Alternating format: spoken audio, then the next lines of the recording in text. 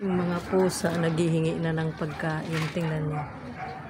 Si Damari siya na daw ang magpakain. Hindi naman niya mabuksan.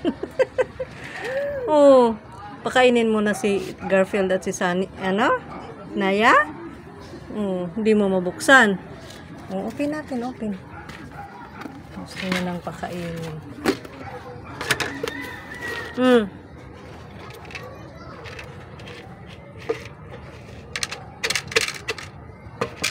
Pakunti-kunti lang yun kasi sila kumain, kaya kunti lang nilalagay ko kasi pag madami iniiwanan nila, naubos ang kalapati taga-ubos ang pagkain nila.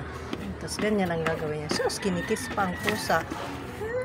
Don't kiss them and don't disturb them, they are eating Ganyan ang ginagawa niya kapag kumakain sila. No, no, ay! No!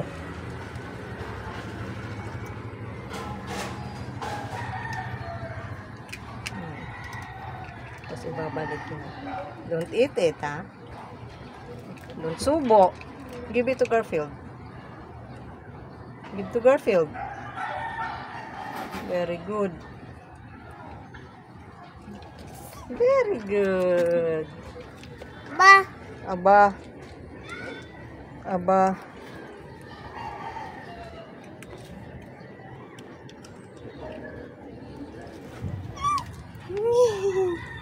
Nag-eat sila eh. Ay, ang ganda pa ng pwesto mo. Ay, naku naman.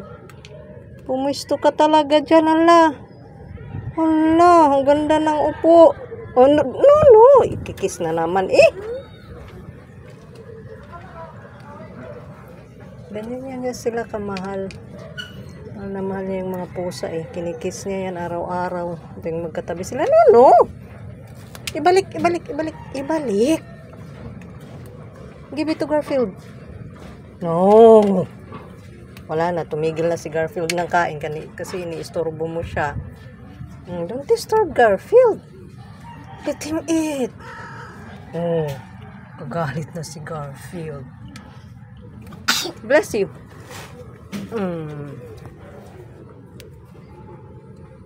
Say bye-bye. Bye-bye. Bye-bye.